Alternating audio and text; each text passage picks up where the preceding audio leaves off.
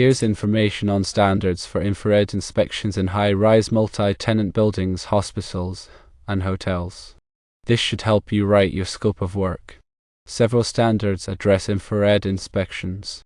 First, there's an international standard, ISO 18436-6/2019, which focuses on condition monitoring and diagnostics of machines, specifically thermography. Part 6 of this ISO standard pertains to infrared building inspection and thermographic diagnosis of moisture-related problems, providing guidelines for infrared digital camera inspection of buildings looking for moisture issues.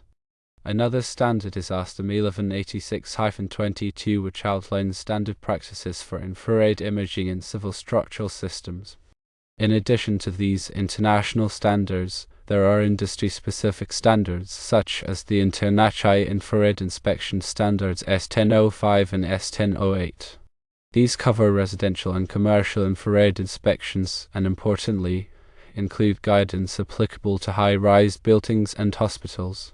The Infrared Training Center, or ITC, also offers a Level 1 infrared certification course for building inspections. Building codes and regulations might also specify requirements for infrared inspections in certain building types like hospitals and hotels, and the International Code Council, or ICC, is a key source for these codes.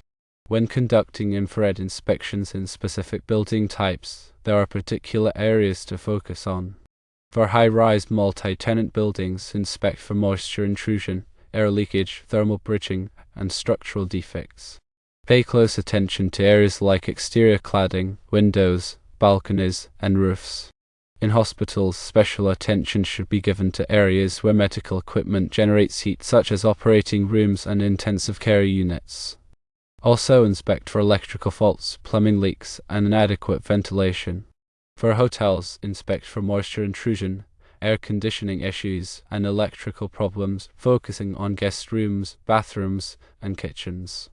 When creating a scope of work for an infrared inspection, include the following sections. First, an introduction. This section should state the purpose of the infrared inspection, identify the specific building or buildings and areas to be inspected, and reference all the applicable standards and guidelines. Second, methodology. This section should describe the infrared equipment and techniques that will be used.